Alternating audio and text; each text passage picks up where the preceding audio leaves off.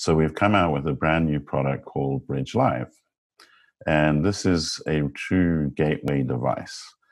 It'll allow you to go from 12G SDI to a range of codecs, including MPEG-2 transport streams, H.264, very good quality video, HEVC, which of course is excellent for Ultra HD, and then we optionally offer JPEG 2000.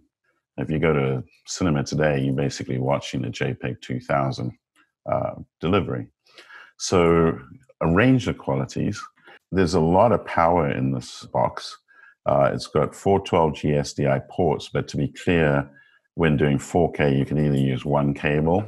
Bridge Live is not a recorder, right? So it's a live streaming device. It's a gateway, a bridge builder.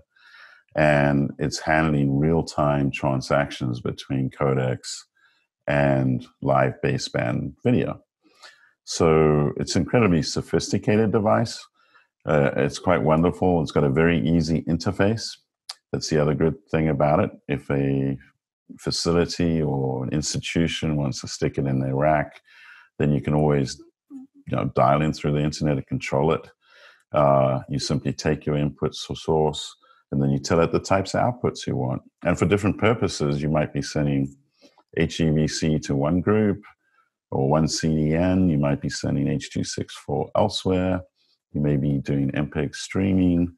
And again, for really professional workflows, JPEG 2000, right, is effectively as clean a signal as you're going to get, as close to sort of an uncompressed look as possible. That's also going to help the film productions right now that have started back up, but they've obviously had to limit the amount of people on set, the amount of visitors that come in. So, studios, etc., with a device like this would be able to watch things live from set in really high quality. And this can also be going both ways. If you were doing a news piece out in the field, for instance, this device is capable of effectively replacing expensive satellite costs, right? So as long as you got a connection, you could be sending the feed back to the studio. And at the same time, you could be receiving a studio feed.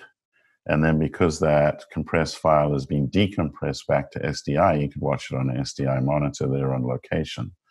So everything from production to streaming OTT services to houses of worship environments where they're trying to stream multiple things at once.